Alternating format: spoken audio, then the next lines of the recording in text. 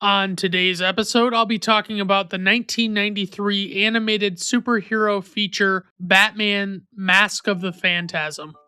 If you're looking for a man with no plans or programs, and he always needs a chance to hold hands for romance, or you're looking for the look within no man or cold hands, it's a creature of the night who heads for the spotlight.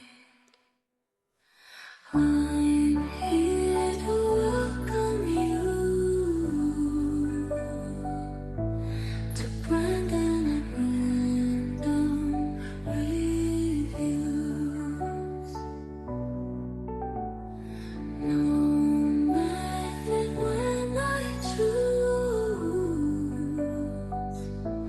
It's Brandon at Random Reviews.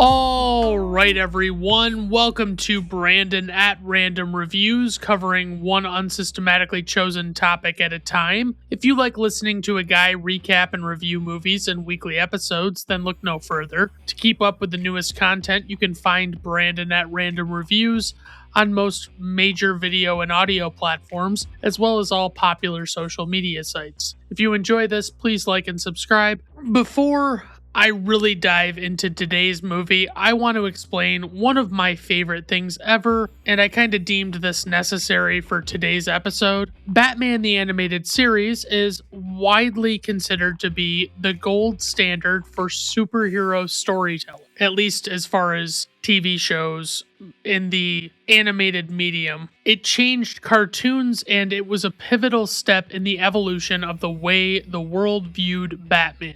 Here is a breakdown of why this show remains a masterpiece over 30 years later. Until the mid-1980s, the general public's perception of Batman was still heavily influenced by the campy 1960s TV show with Adam West and Burt Ward, or the bright, toy-driven Super Friends cartoons that I believe aired during the 70s or maybe at best late 60s. The shift started with the comics, but for movies it began with Tim Burton's Batman from 1989 with Michael Keaton, which proved that a dark, gothic caped crusader could be a massive commercial success. Warner Brothers wanted to capitalize on this Batmania with a cartoon. However, instead of making a standard Saturday morning toy commercial, the creators fought for a sophisticated cinematic drama that respected the source material's darker roots. The show's success is largely attributed to a core group of visionaries who treated the project like high art. Bruce Timm, the lead character designer and producer, streamlined the aesthetic that defined the look of what would become the DC animated universe. Eric Radomski,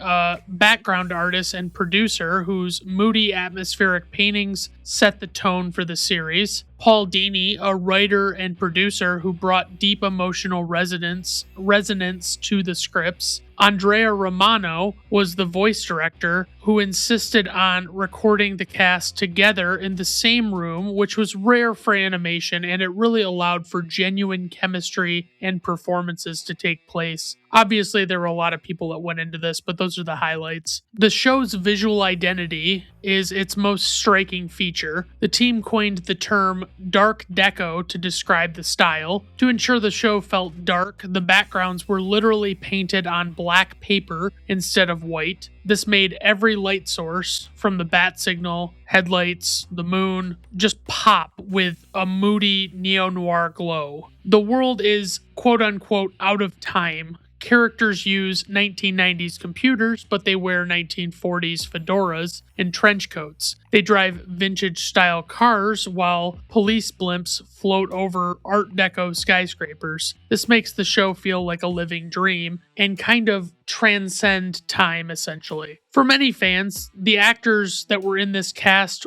were the definitive versions of these characters. Kevin Conroy, who plays Batman/Bruce Wayne, was the first actor to use two distinct voices One, a charming, lighthearted playboy voice for Bruce Wayne, and a low, gravelly, but empathetic growl for Batman. Even though, to be fair, Michael Keaton did speak in a lower register, and that was really the first time there was a significant distinction between the voices. Mark Hamill, who played the Joker, transitioned from Star Wars hero to the ultimate villain. His Joker was terrifying and hilarious, defined by a range of manic laughs that could go from a giggle to a blood-curdling shriek. And then Arlene Sorkin, who played Harley Quinn. The show actually invented Harley Quinn, originally meant for a one-off cameo created by Paul Dini. Sorkin's performance was so iconic that she became a permanent fixture, not only in this show, but in DC history. Obviously, she went on to get very popular over the years. So here are some iconic episodes. Batman the Animated Series did have incredible animation, but it also had incredible writing that often explored tragedy and mental health. One example is Heart of Ice, which is an episode that famously reinvented Mr. Freeze from a generic ice gun villain into a tragic, sympathetic figure mourning his terminally ill wife. It won an Emmy and changed the character's comic book history forever. Almost Got Him was another episode, which is a fun, classic one where the villains, including Joker, Penguin, Two-Face, Poison Ivy, etc., sit around a poker table and trade stories about the times that they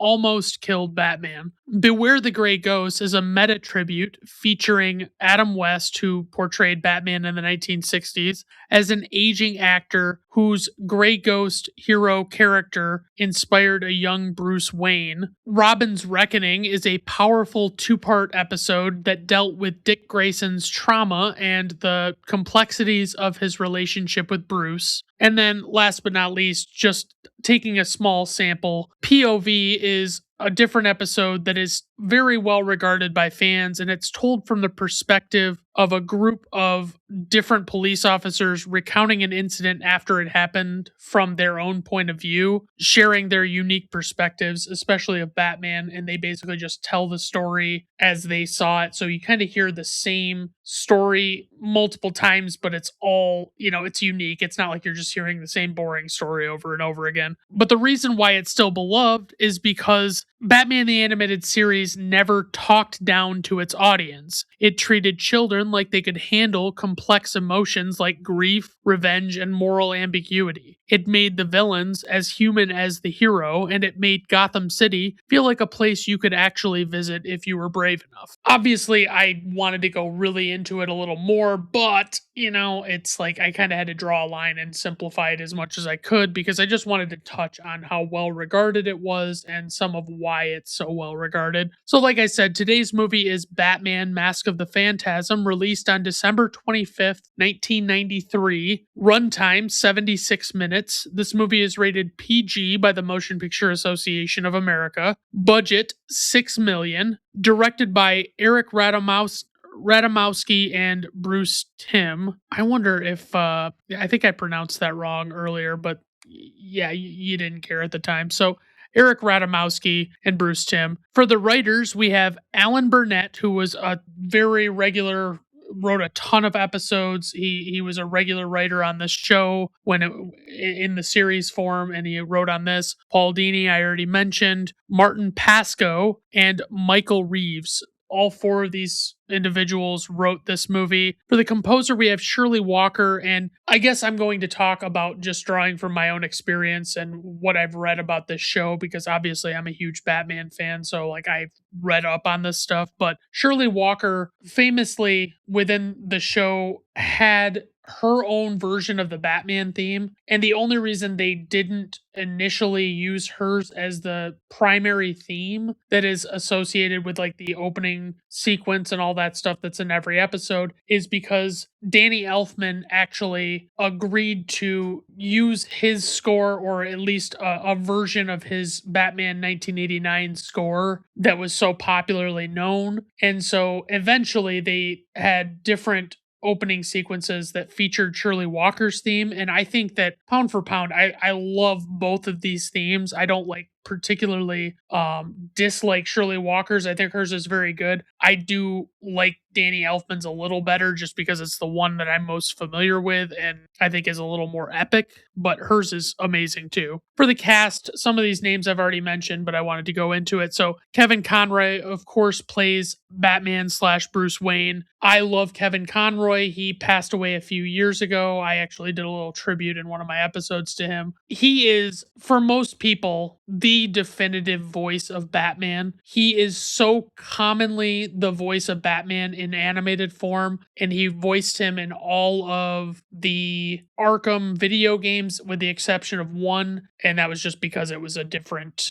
studio that made the one. Arkham Origins is the only one that doesn't have him, but Arkham Asylum, Arkham City, and Arkham Knight all use Kevin Conroy's voice. He's just perfect for the role. I mean, he sounds exactly like you would want Batman to sound. Dana Delaney plays Andrea Beaumont. Hart Bachner plays Arthur Reeves. Stacy Keach, I actually don't know if it's Keek or something like that, Keach, but he's a pretty well-known actor. He plays Carl Beaumont, and he's also the voice of the Phantasm. Abe Vigoda plays Sal Valestra. Ephraim Zimbalist Jr. plays Alfred Pennyworth. He was, with the exception of a couple early episodes, the voice of Alfred Pennyworth throughout Batman the Animated Series, and he is great. He's just got like this really nice dry wit about him, and he's really amusing. Bob Hastings voices Jim Gordon, and honestly, great fucking voice for the role. Like he's another one that it's like you hear his voice and you're like, oh yeah, that's Commissioner Gordon.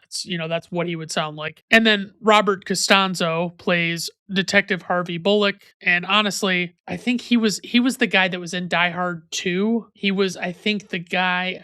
I don't remember. Yeah, I can't remember for sure. But yeah, I think it was him. For casting notes, there are no casting notes really. This cast is largely comprised of voice actors who already had established roles in Batman the Animated Series. For a plot synopsis, as Batman is wrongly implicated in a series of murders of mob bosses that are actually committed by a new masked vigilante assassin, he seeks to uncover the truth about what is really going on. For the tagline, or taglines I should say, The Dark Knight fights to save Gotham City from its deadliest enemy. Okay, I prefer using the phrase, oh, that's right, I added this little tip.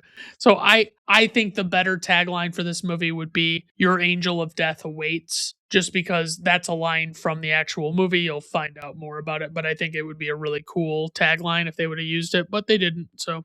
Alright guys, let's just dive right into the plot of this motherfucking movie. So, this movie actually has a pretty epic opening credit sequence as we get one of the two main theme songs from Batman the Animated Series. This is the Shirley Walker one. The other one is composed by Danny Elfman, as I mentioned, and is largely based on his theme from the Tim Burton Batman movies. But this version of Shirley Walker's theme is haunted as fuck sounding and features a choir singing what I assume are just nonsensical words along with the tune of the music. And there's also more instrumentation.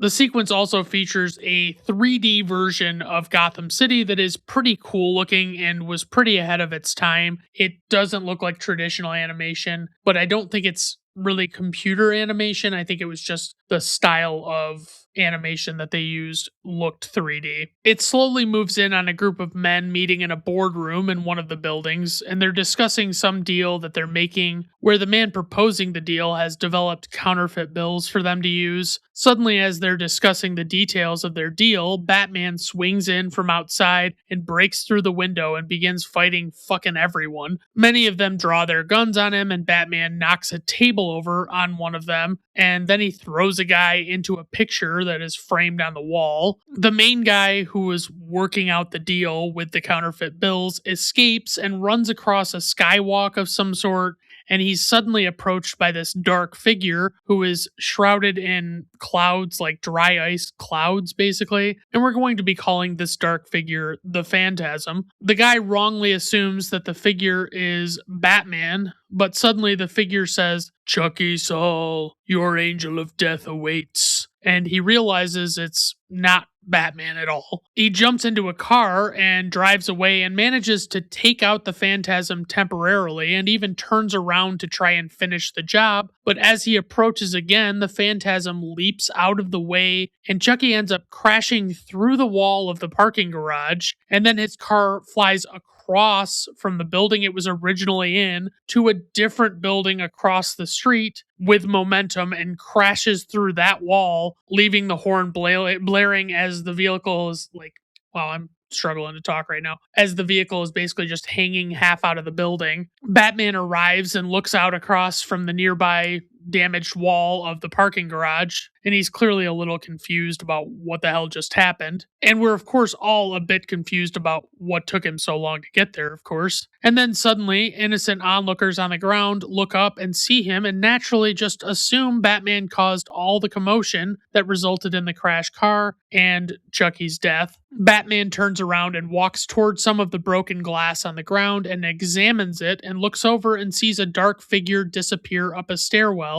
with a trail of clouds behind it, and he can't catch up to it in time before the Phantasm has escaped through the roof exit. It cuts to Councilman Arthur Reeves confidently proclaiming that Batman has gotten out of control with taking the law into his own hands, but Commissioner Gordon adamantly defends Batman and proclaims that Reeves is not right for blaming Batman for what happened to Chucky Saul, and he knows that it just couldn't have been Batman that did it because that's not really his style. Reeves explains that this is not simply his opinion and that even some of the police agree that Batman has gotten to be as dangerous as some of the criminals that he brings in. And he motions to Detective Harvey Bullock, who notoriously dislikes Batman throughout Batman the Animated Series and doesn't support his vigilantism or his way of carrying out justice. But mostly Bullock is just a total dick who never wants to admit that Batman does anything right or worthwhile, even when he objectively does that a lot of the time. Reeves declaratively asks what kind of city they have if they have to depend on a madman to bring people to justice, but since he's an elected official, his words just they kind of feel very hollow, basically, in this moment. It cuts to Bruce Wayne in the Batcave, who is watching Reeves making those statements on the news, and he analyzes the piece of glass from the windshield that he found at the parking garage with the residue on it. It cuts to a woman talking to Reeves on the phone while she's on a plane, and it is insinuated that this plane is about to arrive in Gotham City. Reeves is in his office, and he asks her if she intends on looking up some old friends while she's in Gotham City, and she looks down at a magazine with Bruce Wayne's face on it and tells Reeves not to start his bullshit again, basically, even though she's clearly thinking about meeting with Bruce. But it's established that it's been like 10 years since this woman has been in town, and just to clarify, because we'll find out who she is soon enough, she is named Andrea Beaumont, and by cartoon standards, she is honestly quite the smoke show. She basically dismisses Reeves's comments and says that Bruce Wayne is ancient history to her now, after all this time, and he tells her that that's encouraging in a sarcastic way. Then it cuts to a party that Bruce is having at Wayne Manor, and he's surrounded by these three women who are teasing him about marriage and engagements. Then a redheaded woman walks up to him and warns the women to stay away from Bruce because he clearly mistreated her in some way, at least from her perspective, and she throws her drink in his face. Arthur Reeves is also at this party, and he was the guy that was just talking to Andrea Beaumont, who was on the plane. And him and Bruce clearly know each other, and they ask how each other are doing, and Bruce asks Reeves how his crusade against the Batman is going. And Reeves just says that it's going better than Bruce's love life, clearly. Reeves deliberately brings up Bruce's past with Andrea Beaumont and asks how he ever let her go. And clearly it's a touchy subject, so Bruce basically tells him to fuck off. Bruce escapes into an empty room and looks at a framed picture of his parents with a distraught look on his face. The screen warps and it flashes back to Bruce when he was decently younger, like he just looks a lot younger, and he's putting roses on his parents' grave at the cemetery, and as he does this, he overhears a woman speaking, and he looks over and sees her talking to her deceased mother while facing her tombstone. And this woman is, of course, Andrea Beaumont, that we heard talking on the plane earlier. Bruce interrupts her to ask her if she was talking to him, and she says no, but then as he walks away, she starts talking to her mother again and points out that was Bruce Wayne, eccentric billionaire, registered trademark 2012. But then, as she says that, Bruce comes back again and double checks to make sure that she's really not talking to him because he even heard his name this time. She explains that she's just talking to her mother, but she's done talking to her for now, and she says Bruce shouldn't judge her because a lot of people talk to their deceased relatives all the time, and Bruce clarifies that he didn't say anything, so he really wasn't judging her. She explains that she likes talking to her mother because she can say things to her, and then if she says it out loud, she can kind of imagine how her mother would reply and can almost hear her replying back to her. Bruce proclaims that he also talks to his parents, and Andrea asks him what he says to them, but Bruce clarifies that it's more like he makes a vow to them, which I hate to break it to you, Bruce, but you don't talk to your parents like she talks to her mom. Sorry for you. He asks her she asks him what kind of vow, and he says that it's a secret one, and she proclaims that he's a real man of mystery. And she asks him if he has kept that vow, and Bruce says so far he has. Then Andrea asks him if he's so rich and famous, why is it every time she sees him, he looks like he wants to jump off a cliff? And Bruce says that he's surprised that she would even care about that, and Andrea clarifies that she doesn't care, but her mother was asking about it. Andrea drives off in her convertible, and Bruce looks up and sees storm clouds rolling in, and then it cuts to a different time during this same flashback. Bruce is dabbling in his vigilantism before he has fully become Batman, and he's wearing this night prowler outfit complete with a ski mask and all dark clothes. He sees some men clearly stealing boxes from a warehouse and loading them into a truck, and he jumps down from the top of the building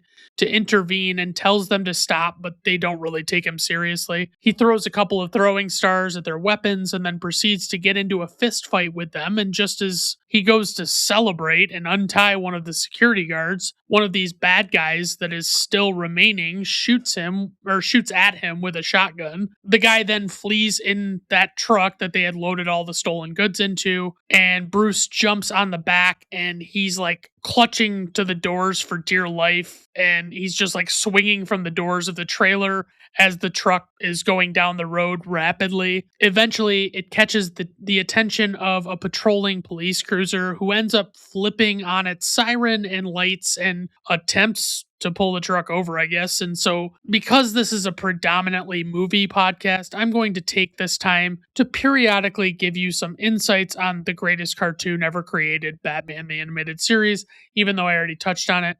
This is the style of animation that I was talking about, the dark deco thing, especially in regard to the buildings and the vehicles. They're made to look old-timey, despite the story mostly being set seemingly in present day, and it gives it this timeless feel. But basically, all of the vehicles look like they have body styles similar to vehicles that you would see from the 20s, 30s, and 40s, especially this police cruiser. Bullock happens to be one of the two officers inside the cruiser, and the truck is being very aggressive and trying to get away because obviously they know that they're kind of fucked if they get stopped. Eventually, the truck manages to knock over the police cruiser and eliminate them from the chase very unceremoniously. When Bruce sees this, he climbs over the trailer and onto the cab's roof. Of course, he crawls all over as he tries to take out the bad guy driving the truck, and eventually the truck topples over on its side, and Bruce is like on the front of this truck, like on the grill as it's laying on its side, and he narrowly escapes being crushed against this wall as this truck slows to a stop. Sometime shortly after, while we're still in this flashback, the newspaper has a story about the bust, and Bruce is practicing jujitsu in the backyard, and he's being very serious and enthusiastic about it. Suddenly, Alfred announces that Bruce has a visitor, and it's Andrea, and she casually asks him why he hasn't called her yet. Bruce seems confused and asks her if she really expects every guy who meets her to just call her up, and she proclaims that she only expects that of the ones who are smart enough to use a phone, which is fair because Andrea Beaumont is a fucking catch, y'all. Honestly, she really is just the best. I love her personality and her confidence, and she's honestly perfect for Bruce. And she even has a great sense of humor that's very charming. Andrea casually walks up as Bruce explains that his jujitsu is no joke. And just for the sake of information, jujitsu is a Japanese martial art focused on close contact grappling, throws, joint locks, and chokeholds, emphasizing using leverage and technique to control and subdue an opponent, allowing a smaller person to defeat a larger one. But despite how fancy pants Bruce's martial arts might be, Andrea catches him off guard and seemingly very easily flips Bruce over onto his back, which of course surprises him. She explains that she's been taking self defense classes for girls, and he laughs at her, which she calls him out for, and then he playfully makes her fall down by kind of like tripping her gently. And she's obviously totally into it, and she smiles up at him as Alfred is walking out with a tray of refreshments, and it's heavily implied that Bruce and Andrea proceed into totally fucking doing it right there on the back lawn. This is based on Alfred's reaction as he's shocked and he like turns around to go back inside awkwardly without distributing any of his refreshments. The flashback comes to an end, and Bruce is still in that dark room by himself at the party, looking at the picture of his parents, and Alfred summons him to come back to the party because he's really being a complete dog shit host at this point. It comes to a group of men arriving in the cemetery while it's still nighttime, and some kind of mob boss named Buzz Bronski steps out of the back seat and tells the two men who were in the front to stay there as he walks away. He walks up to Chucky Saul's grave with a flashlight and throws a wreath of roses on it, and suddenly he hears the Phantasm's voice. Of course, it's not familiar to him. He looks around, but he doesn't see anyone. But as he looks down at one of the gravestones, he hears the Phantasm's voice again, and it says, "Buzz Bronski, your angel of death awaits." Buzz manages to flee for a little bit and even knocks over a cart that has a pickaxe in it, and he holds it up to use for self-defense. And finally, the Phantasm comes after him and takes the axe right off the handle, like just slices it off, because I should probably mention that the Phantasm's right hand has a weird blade on it instead of a hand, which seems to be designed similar to the way a pirate's hook hand might be. Buzz is pretty confused by this whole encounter and yells out, and finally, the two guys from the car come to see what the hell's going on, and it looks like Buzz has fallen into this empty grave, and the Phantasm approaches him and tells him he's always been a loser and says farewell. A very large statue at the head of the grave is pushed in the empty plot by presumably the Phantasm, even though we can't really see it, we just see the statue falling. Eventually, the two men show up and see the Phantasm leaving, and also just naturally assume that it was Batman, and they fire their guns at him, and the Phantasm, of course, still gets away. It cuts to a decrepit old man reading the story of Buzz's death in the newspaper, who also the newspaper also wrongly indicates the Batman was behind this murder. He starts panting as he gets out of this chair and starts wheezing, and he has to slip on a gas mask and turn on his oxygen tank to recover from this hyperventilation he's doing. To clarify, this guy's name is Sal Valestra, and he's panicked because he clearly assumes that he might be the potential next murder victim in the spree of Phantasm killings that everyone just assumes were perpetrated by Batman. Then it cuts abruptly to police headquarters where Councilman Reeves is assembling a task force to apprehend Batman, as he is now considered the prime suspect in the murders. Commissioner Gordon adamantly refuses to be a part of the crew and tells Reeves that if they want to arrest Batman, he wants no part of it. Reeves, of course, does not let this dissuade him and asks the group the group includes Bullock, and he asks them if they have any ideas on how they could capture Batman. Bullock's idea is to attempt to lure him by going to the roof of police headquarters and turning on the bat signal, but it seems as though Batman is not taking that bait. It cuts to Batman and the Batmobile driving away from the bat signal and arriving at that same cemetery where Buzz was murdered. He identifies some chemical residue on the grass that seems to be similar to what he found on the windshield fragments that he brought back from the parking garage and analyzed. We as viewers, I guess, are to assume that this is residue from the Phantasm's dry ice clouds, even though I never once could figure out how that works. Like, the Phantasm seemingly just produces these clouds out of nowhere and does it at will, and at best, it just doesn't seem like it would be worth the trouble. Batman proclaims to Alfred in his cowl transmitter that it's just going to be one of those nights, and he walks over to the gravestone of Thomas and Martha Wayne nearby. Suddenly, he hears a familiar voice, and it's Andrea visiting her mother now that she's back in town. The last time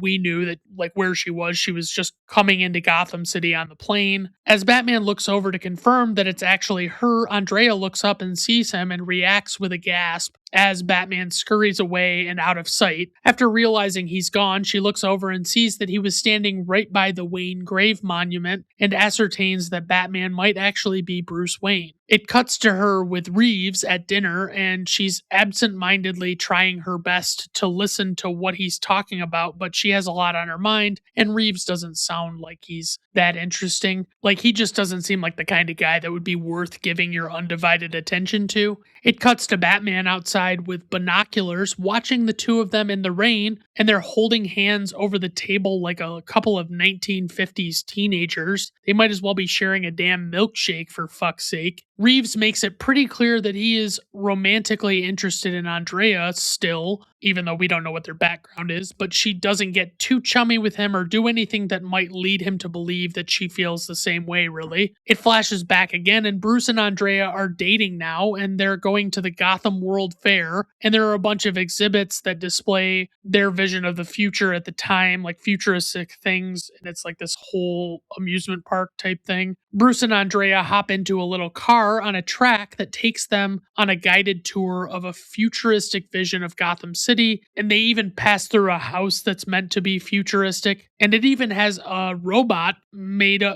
that is supposed to look like a maid. Kind of looks like Rosie from the Jetsons, and she's cutting up vegetables. She's got more hair than Rosie, to be fair, which is not saying much. So Bruce and Andrea are clearly very in love, and there's even one little Easter egg type moment where Andrea asks if he really thinks that they will see any of these futuristic things within their lifetime, and he looks over at an exhibit, and it's a car, and it looks like what ended up being his Batmobile in this universe. Bruce begins talking to her about the future, and Andrea explains that her father has been wanting to meet him, and when she asks Bruce if he wants to meet her father, Bruce says yes without hesitation, and as she hops on the phone in the car to call her father and set up the meeting, Bruce turns to Alfred and explains that he must be going nuts because this isn't like him at all to just throw caution to the wind. But Alfred corrects him by explaining that he's sure it's actually quite the opposite, as the two of them exchange glances at Andrea. Because, like I said, cartoon or not, this chick is an upper echelon hottie who even a billionaire couldn't actually ask to be any better on virtually any level. And you really gotta lock that kind of girl down without delay. So it's fair. Alfred's right, Bruce. Just fucking listen to him. He never steers you wrong. It cuts to Bruce and Andrea meeting Andrea's father, Carl Beaumont, at his office, who proclaims that he feels as though Bruce is already a part of his family, which embarrasses Andrea. We see Arthur Reeves there. He's much younger and more nerdy looking with a bow tie, suspenders, and glasses, and he explains that he was just leaving. Carl is embarrassed and apologizes, and he introduces Reeves to Bruce and explains that he's someone Carl explains that he's someone Bruce should get to know, even though that seems like bad advice. A vehicle pulls up outside of the building and a grim type of music starts playing, so you just fucking know that these guys in this car are bad news. Carl is carrying on with Bruce about how important it is to be careful with your money and manage it well, and suddenly Carl's assistant comes in the room and explains that a man named Sal Valestra is there, and he claims that he has an appointment. Carl begins to tense up and ball up his fists, and proclaims that if Mr. Valestra says he has an appointment, then he has an appointment, and he suddenly dismisses Bruce and Andrea to have an unpleasant conversation with Sal. As the two of them walk outside, they see a motorcycle gang intimidating some men, and they're trying to rob him. He's got like a cash box or something. Bruce tells Andrea he's going to go do something about it, and Andrea tries to stop him, but Bruce says that he can't just stand there and do nothing, even though he totally can. Andrea asks him just to come back in one piece, and Bruce begins fighting with the men, and they have motorcycles, chains, and baseball bats. But Bruce is not intimidated by them and manages to knock one of them off their bike, but he gets distracted by Andrea, like I said, upper echelon, as the other one hits him with their bat.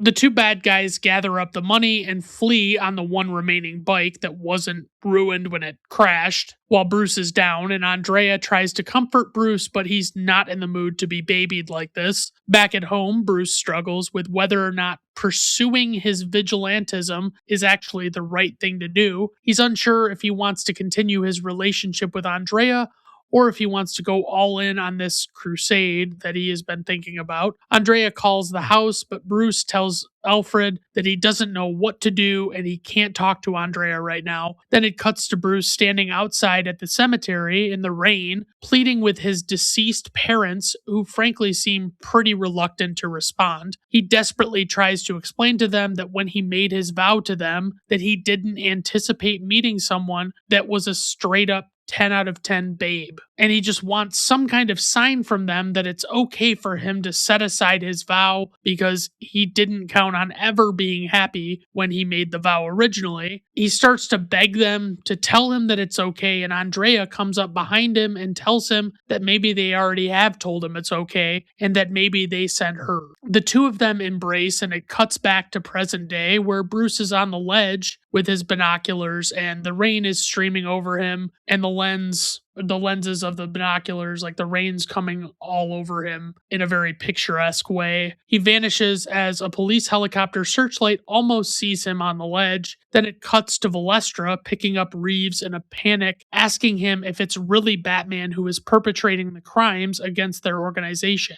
Reeves claims that they have eyewitnesses who claim to have seen Batman commit the murders, even though we in the audience know those people didn't see shit. But it's important to note that this very much solidifies the fact that Reeves at least knows or is even in cahoots with the crime organizations, because Sal would have had to be pretty chummy with him to have a conversation with him like this, to just pick him up in his car and have Reeves be this calm around him. Balestra asks why Batman is leaning on them now when he never has really leaned on them like this before or meddled in their affairs this much. Reeves suggests that Sal could demand police protection, but Sal dismisses the idea because he knows that Batman would not see that as an obstacle because it 100% would not be an obstacle for him. Suddenly, as Sal gets worked up during the conversation, he slips on his oxygen mask and turns on his tank, which is of course super off-putting. Reeves tells Sal's driver to pull over, and as Reeves gets out, he tells Sal that it doesn't seem very healthy in the car, and he slams the door while Sal looks at him with his mouth agape. Back in the Batcave, Batman is searching through his comically large computer for all of the different names connected with the murders,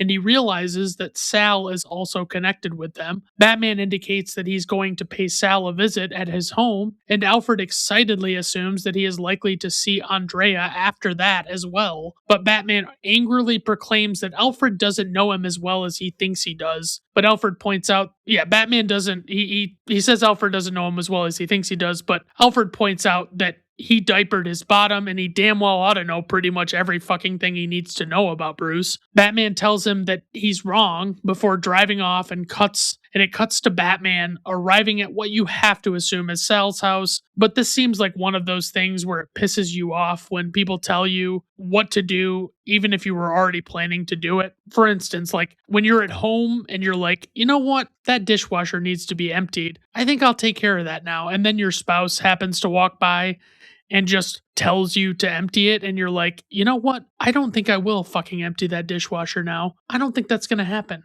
Maybe if you'd been a little cooler about it. He begins looking through some documents on a desk and notices a picture on the wall that shows Chucky Saul, Buzz Bronski, Sal Valestra, and Andrea's father, Carl Beaumont, all sitting at a table together. As his focus settles on Carl, we get another flashback, and Andrea is telling Bruce that she's always wanted to see Europe and that her dad has business there the following week. She explains that her father's business is some sort of hush-hush deal that he won't tell her anything about, but I'm sure it's got nothing to do with organized crime, guys. That seems pretty unlikely. Bruce interrupts her and surprises her with a not-so-romantic marriage proposal on the beach, as he says that he's no good at this sort of thing and pulls out a ring box from his pocket. Andrea is, of course, shocked by this as she opens the box and looks at the diamond ring, and she agrees to his proposal and is overjoyed by it, even though, and I want to be clear, I don't know shit about jewelry. This rock and ring are so comically large, no human person could ever wear it unless they were deliberately showing it off. She explains that she didn't expect it because she was worried that she was just a wrench that got thrown into his mix, and she was worried that she wasn't part of his plans. But Bruce clarifies that he's changing the plan to include her, and the two of them kiss, of course. But suddenly an opening in the rocks nearby has a giant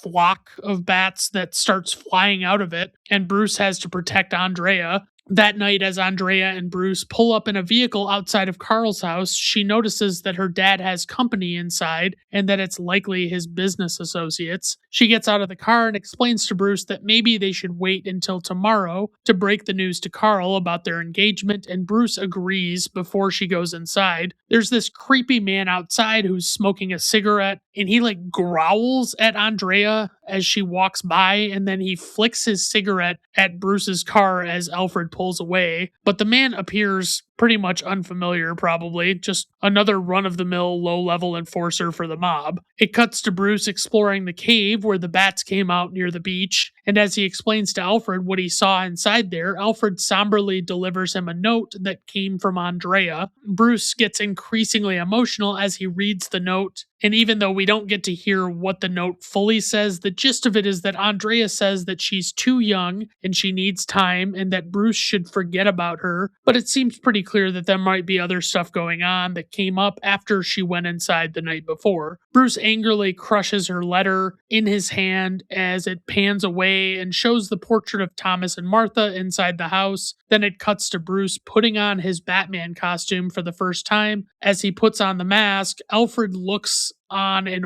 horrified shock and can't believe what he looks like. And it's kind of weird to think that this would be the first time in this universe that anyone would have seen Batman.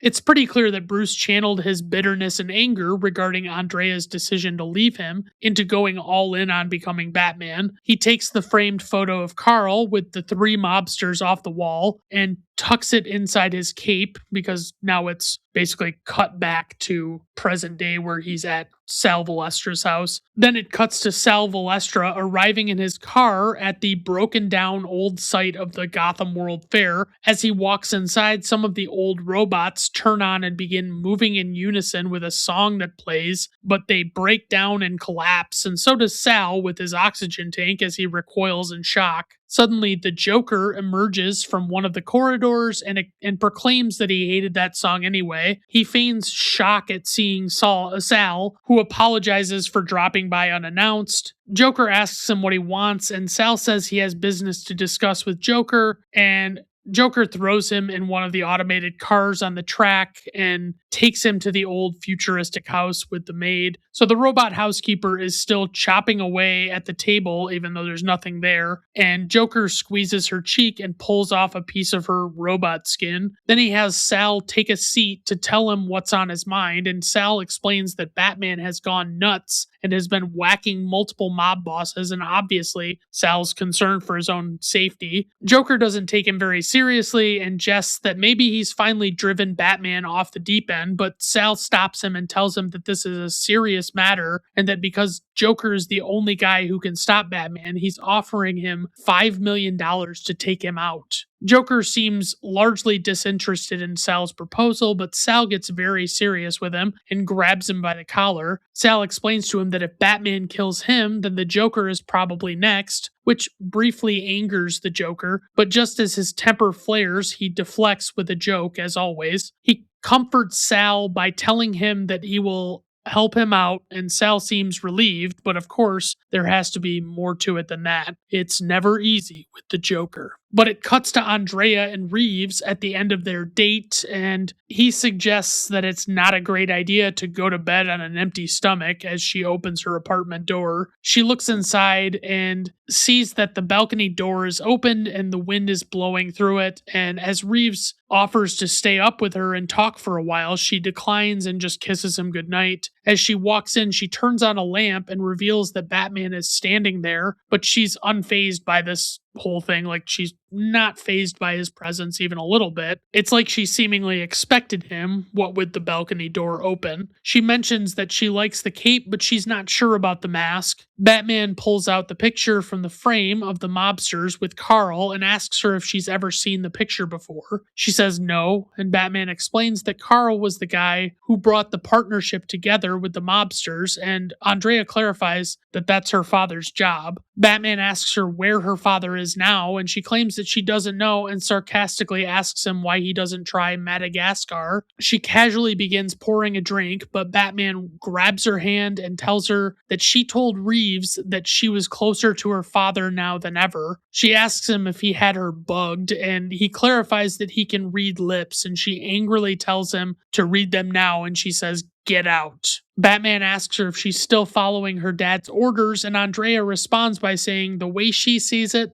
the only one that's still following their parents' orders is him. Batman angrily leaves and Andrea collapses and begins crying on the bed. It cuts to the Phantasm at Sal Valestra's house, approaching who we are to assume is Sal sitting in his easy chair and reading the newspaper. But as the Phantasm walks up and pulls down the paper, it's revealed that it's actually Sal's dead body propped up there, and Sal has a camera in his lap and it swivels over to look, and the Joker's voice comes over a radio transmitter and remarks about how it's not Batman after all. He says there must be a new face in Gotham, and soon it will be all over town, not to mention a number of other body parts that will be all over. Quickly, the Phantasm jumps out of the window just before the house explodes behind him, and the screen fades to black. We see the Phantasm now on a skywalk in the city, and the Batwing is approaching from a distance, and it begins bearing down menacingly. The Phantasm begins running across the rooftop with a trail of clouds behind, and Batman begins his pursuit. Batman turns on autopilot and jumps out and begins fighting with the Phantasm, but the Phantasm proclaims that Batman should stay out and that this is not his fight. And suddenly the Phantasm vanishes in a cloud of smoke, and a police helicopter appears and tells Batman to stop and that he's under arrest. We can hear the police radio saying that deadly force is authorized against Batman as they pursue him, and they begin firing their weapons at him. Batman lands on a different rooftop after running from the helicopter for some time, and Bullock and his men hold him at gunpoint, but Batman jumps down to ground level. He runs into a construction site before they attempt to flush him out with tear gas, but just as it appears that they have gotten Batman cornered and defeated, some of the gunfire accidentally hits one of the tanks and explodes at the site. Batman manages to hide from the police initially, but then a police helicopter spots him with their light, and Batman shoots his grapnel at the helicopter and begins rappelling toward it. Suddenly, they unload a ton more shots at Batman, and it fills his cape with holes, but it's revealed that Batman took off his cape and cowl and ran off on foot while they were distracted, thinking he was going toward the helicopter. Suspect is maskless. I repeat, maskless, as they pursue him on the ground, and he avoids letting them see his face. Suddenly, he cuts through an alleyway, and Andrea stops by at the end with her convertible and picks him up to save the day. They leave Detective Bullock angrily panting as he realizes he let Batman slip through his fingers again. Meanwhile, back at the Hall of Justice, back at Wayne Manor, Alfred has bandaged up Bruce's head. Andrea explains that she had to do something because the story was all over the news about them chasing Batman, and Bruce clarifies that he is grateful for her coming to rescue him, but he still wants to know why she's being so dodgy about what's going on with her father. She explains that she doesn't see the point of trying to conceal this because she knows the world's greatest detective will find it out eventually, but it flashes back and she explains that the night the two of them got engaged, when she was going in the house, she could hear the three mobsters yelling at Carl. They basically accused him of stealing their money, and they explain that they're going to get it out of him one way or another, and Andrea breaks into the room and asks what's going on. Carl is shocked because obviously he didn't want his daughter to see this happening, and the three mobsters turn around. Sal says he's sorry she had to see this. Then the other two apprehend her, and it's heavily suggested that they intend to harm or kill her to prevent her from talking about what she saw and potentially telling authorities or whatever. But Carl pleads with Sal that if he'll just give him until the next day when the European banks open, he can have the money that he owes them wired their way. Sal reluctantly agrees and gives him 24 hours to make good on his promise, and the mobsters leave. Andrea asks Carl if he's okay, and he instructs her to pack her bags because they have to flee the country as soon as possible. And she says she thought that he was supposed to be giving them the money tomorrow and everything would be fine, but Carl explains that it's not that simple and that all of the money is tied up in investments and it would take weeks to get the amount of money freed up, like that he owes them.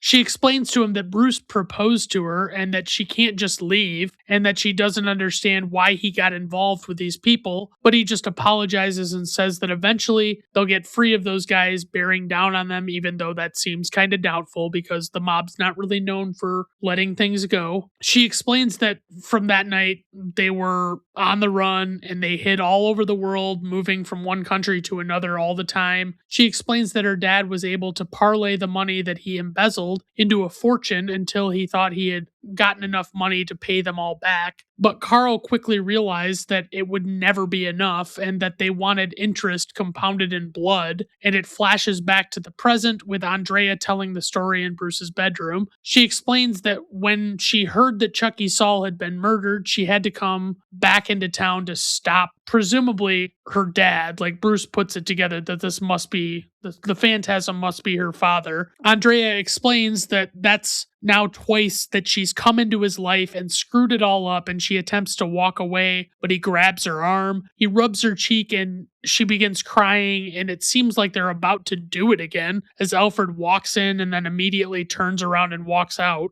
The next day, Andrea is outside looking out across the ocean, and Bruce comes out to see her, and she asks him if they can make it work this time, and Bruce says he wants to make it work, but he explains to her that it will come down to him and her father, and she explains that Daddy doesn't matter anymore. Before she leaves in her car, she tells Bruce that she will see him that night, and Bruce comes out and remarks about how nice it is to see the two of them together again, and it's kind of like, okay, Alfred, it is very nice, but also like it seems like you need to read the room a little bit and realize it's a little bigger than that right now. Alfred asks what this means for his alter ego, and Bruce seems distraught as he explains that everything's happening so fast. He explains that he does indeed love Andrea, and that maybe after everything is settled, the two of them can be together. Alfred assures him that his parents would have wanted him to be happy, but Bruce looks down at the photo of Carl with the mobsters and notices the creepy man with the cigarette in the background. Like it's just the first time he notices that that guy is in the picture, the guy that was standing outside of Carl's house when Andrea went inside. He grabs a red marker and draws a red mouth underneath the guy's nose and recoils in horror as he realizes that that man ended up becoming the Joker. It cuts to Reeves in his office angrily hearing the news about how Batman was able to get away from the pursuit of so many police officers. Then the Joker comes to his door and Reeves is shocked to see him. Reeves tells Joker that they aren't really friends, and the Joker reminds him about him and the mobsters and how they used to hang out together, but Reeves tries to clarify that he just worked for Carl Beaumont and that he didn't really know what all was going on. He finally asks Joker what he wants, and the Joker says that he's determined to find out who has been killing all of the mobsters in the organization. Reeves tries to tell him that it's all over the papers that it's Batman, but the Joker says that it's not, and that it's that he's seen the guy and it's not Batman. He explains that it's got to be someone who has a personal stake in getting all of these guys out of the way, including the Joker himself. The Joker suggests that he thinks that it actually might be Reeves, because now that he's become so important, he might find it awkward if certain secrets were revealed about his past, but Reeves can't believe he actually thinks it might be him. And honestly, I'm kind of with Reeves on that, because Reeves is way too much of a bitch to be as cool as the Phantasm. But they're suddenly interrupted by a phone call from Andrea, who is canceling lunch plans with Reeves, and she says she can't explain now, but she will later. The Joker points out what a remarkable coincidence it is that Andrea would happen to call just as they were talking about her father. We suddenly see the Joker grab Reeves's arms and presumably attack him in some way, but we don't really see anything else in that moment. Then it cuts to the hospital, where we hear a very high-pitched laughter, and Reeves is helplessly laying in a hospital bed, laughing uncontrollably. The medical staff is attempting to subdue him, but he can't stop laughing until they finally drug him enough to make him stop. The doctors and nurses leave the room and shut off the light, and suddenly Batman shows up to visit by coming in a window. Batman asks him why the Joker met with him and assumes that it has to do with the murders of the mobsters, and he wants to know why the Joker would think Reeves was involved. Reeves is still very much under the effects of what the Joker did to him and just desperately says he doesn't know, and that he only helped Carl and Andrea flee the country. And the last time he talked to Carl was years ago during his first election campaign. But when Reeves called Carl to ask him for help with some campaign funding, Carl told him no, and Batman ascertains that that was when Reeves sold Carl out to the mob. Reeves attempts to defend himself by explaining how desperate he was and that all they wanted was their money back, but obviously he didn't know the whole story, but he was probably aware that he was being a big piece of shit, and he probably took money from them. Batman heads for Andrea's apartment and looks around a little bit and notices a locket with Bruce and her as the picture inside. To clarify, and spoilers for the entirety of the Batman universe, but Bruce Wayne is actually Batman. Suddenly, the phone starts ringing in her apartment and he answers, and it's the Joker calling to reveal that he's ambushing the apartment with flying explosives, and he proclaims that it's no use to try and escape, even though he believes he's talking to Andrea. Batman throws a batarang and causes the miniature plane carrying the bomb to explode prematurely without actually killing Batman, and the Joker laughs with delight, assuming that he killed Andrea in the explosion. It cuts to Andrea standing outside one of the buildings at the World Fair, and it flashes back to her house, wherever it was, when her and her dad were in hiding. And as she goes to open the front door, someone else starts to open it from the inside, and it's revealed to be the creepy smoking man that turned out to be the Joker. She knows this can only mean one thing, and she pleads with the guy as she runs inside that Carl paid them and that it was supposed to be over, but clearly it's too late because the Joker already killed Carl for having done what he did, and you can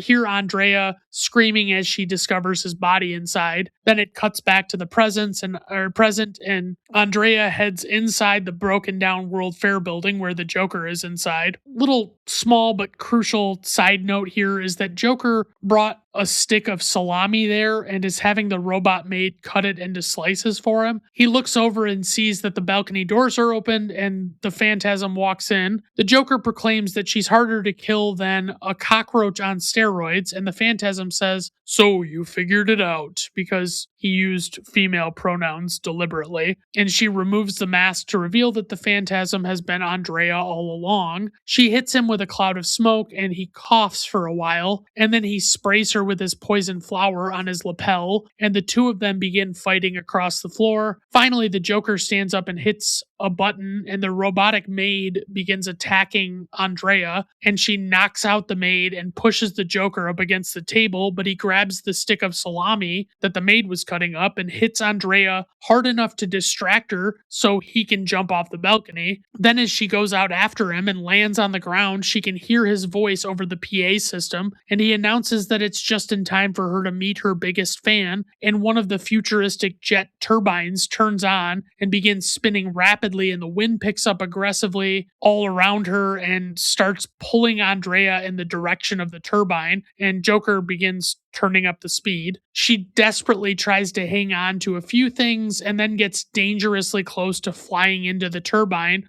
before Batman arrives on his motorcycle. He sees her dangling and being pulled toward the turbine, and he rides over near her, but Andrea can't hold on to the flagpole she's clinging to anymore, and Batman jumps the Batcycle and then leaps off of it to save Andrea and lets the Batcycle crash into the turbine and destroy it. The Joker is obviously annoyed that his plan didn't work, and Batman stops Andrea because he's figured everything out. He points out that she came into town early to kill Chucky Saul so that she could misdirect authorities and deflect blame to her father, who was already dead before the crimes were committed. She explains that the mobsters took everything from her, including her dad, her life, and Bruce, and she says that vengeance is all she has left. And actually, I'm pretty sure that's the tagline to John Wick. She proclaims that Batman can either help her or get out of her way, and Batman explains that he cannot do that. Batman asks her what vengeance will solve, and she calmly explains that if anyone should know the answer to that, it's him.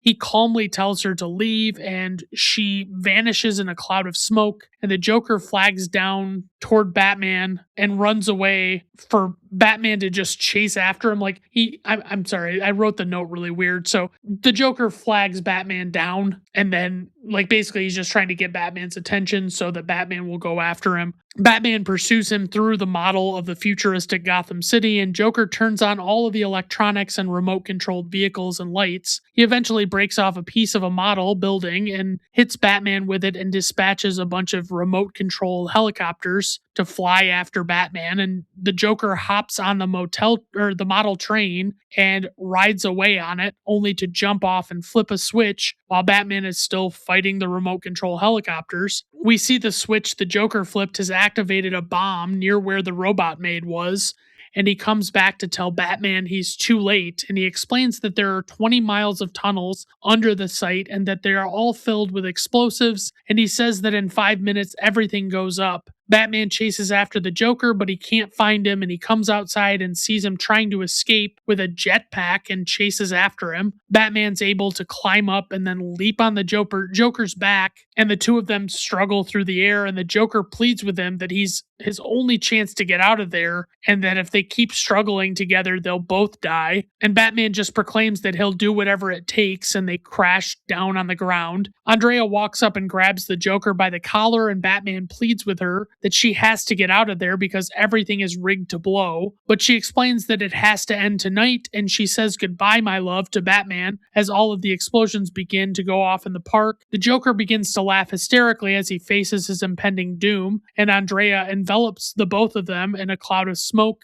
and the two of them disappear as Batman tries to catch them. He dives through the cloud and he falls and lands in some water and ends up going out through the drain system as the park continues blowing up. Then back at the Batcave, Batman laments at the thought that he was unable to save Andrea as he's talking with Alfred, and Alfred clarifies that he doesn't believe that Andrea wanted to be saved at that point. Alfred explains that he always feared Bruce would become that which he fought against, but he explains that he is grateful that no matter how close Bruce has come, and however many times he has looked out into the abyss, he has never fallen in. He explains to Bruce that Andrea fell into that pit years ago, and he says that no one, not even Bruce, could have pulled her back. Bruce sees something bright shining nearby in the Batcave, and he runs over to see what it is. Then when he grabs it, he realizes it was the locket from Andrea's apartment that had the picture of her and Bruce in it, and he just looks at it somberly. It cuts to this cruise ship where a man approaches a woman on the deck in the night, and it's clearly Andrea, and he tries to talk to her, but she doesn't respond. And when he asks her if she wants to be left alone, she quietly responds, "I am," as she looks sadly out into the night. Then it cuts to Batman on a building ledge inside the city, and the bat signal comes on, and he looks up at it, and then he swings off the ledge, and we roll credits. Okay, so trivia for this movie. Most of the movie is based on the graphic novels Batman Year 1 and Batman Year 2. The flashback to Batman's first night of crime fighting, donning a jacket and ski hat, is parallel to book one of Year One. The design and concept of the Phantasm was derived from the Reaper, the primary villain in Year Two. Late in production, Warner Brothers decided to make the movie a theatrical release with major cooperation and granted the filmmakers a large amount of creative control. While the animators were thrilled and extremely grateful for this decision, this left them with less than a year of production time and scrambling to convert the aspect ratio to widescreen. One scene depicts Bruce Wayne at his parents' tombstone saying, "I didn't count on being happy." According to writer Michael Reeves, this scene was to be a pivotal moment in Bruce's tragic life as he denies himself the opportunity to live a normal life. Reeves also stated, when Bruce puts on the mask for the first time after Andrea breaks their engagement and Alfred says, "My God," he's reacting in horror because he's watching this man he's helped raise from childhood, this man who has let the desire for vengeance and retribution consume his life, at last embrace the unspeakable. Paul Dini intended each of the flashbacks into Bruce's love life to have a tendency to get worse just when you hope things will get better. Although the Joker does play a pivotal role in the film, it was Alan Burnett's intention to tell a story far removed from the television show's regular rogues gallery.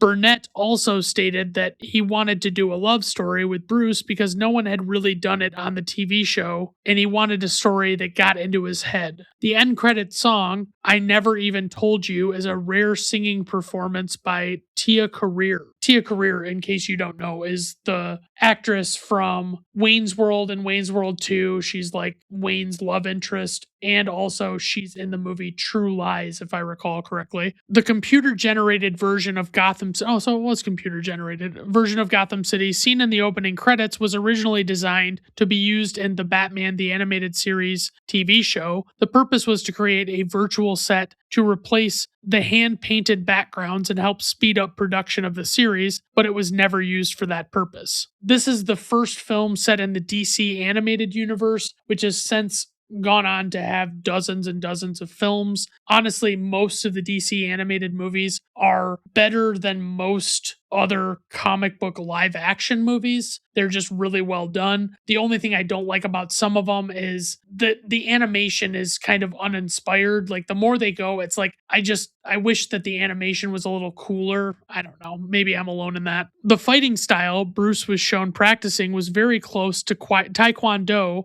despite him calling it jujitsu. The move Andrea performed on him, however, was from jujitsu. Mark Hamill went to a screening at a local theater during the film's theatrical release. With only a few people in attendance, he asked them to sit with him before the film started. The writers were highly cautious of placing the Joker in the film, as they did not want any connection to Batman from 1989, the Tim Burton movie, but writer Michael Reeves said, "We then realized that we could make his appearance serve the story in a way that we never could serve it in live action. To keep the identity of the Phantasm a secret, Stacy Keach voiced both Carl Beaumont and the Phantasm. They also designed it so that the Phantasm had the same build as Carl Beaumont and Arthur Reeves. Despite the title, the Phantasm is never referred to by name. I couldn't find any IMDb nuggets that were worth sharing. They weren't amusing or stupid enough. Alright, on to info and ratings. Opening weekend, 1.2 million. Worldwide gross, 5.9 million. IMDb rating, 7.8. Letterboxd rating 4.0, Rotten Tomato critics score 83%, Rotten Tomato audience score 88%. Personal rating 5 out of 5 stars. Praise for this movie. This movie is fucking perfect, but I guess I'll get a little more into it than that.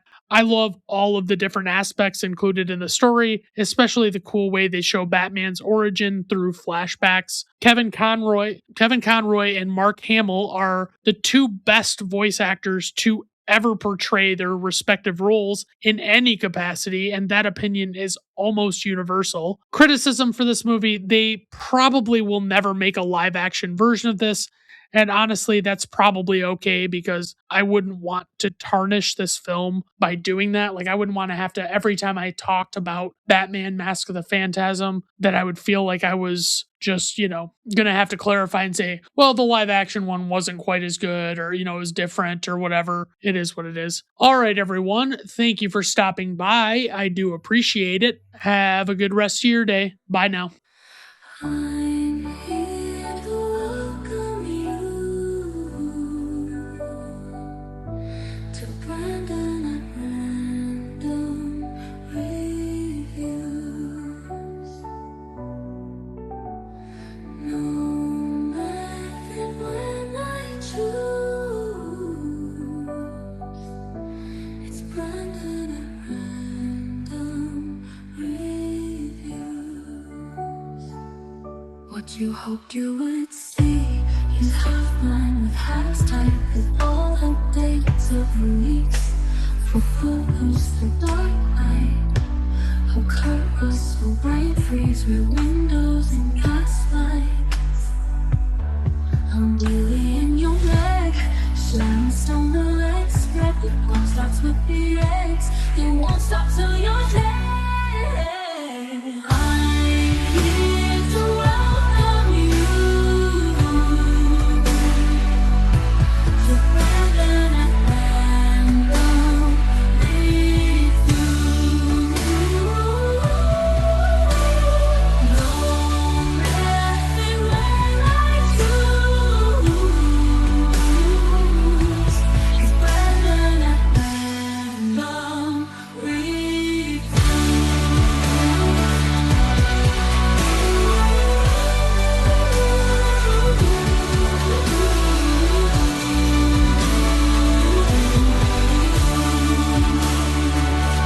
What you're looking for, what plans and programs, and you'll take the chance to hold hands for romance. You're looking for the root, the moment of cold hands. It's a creature of the night who cares for the spotlight. I'm here looking for a man with no plans or programs, and he always leaves a chance to hold hands for romance. We're looking for the root,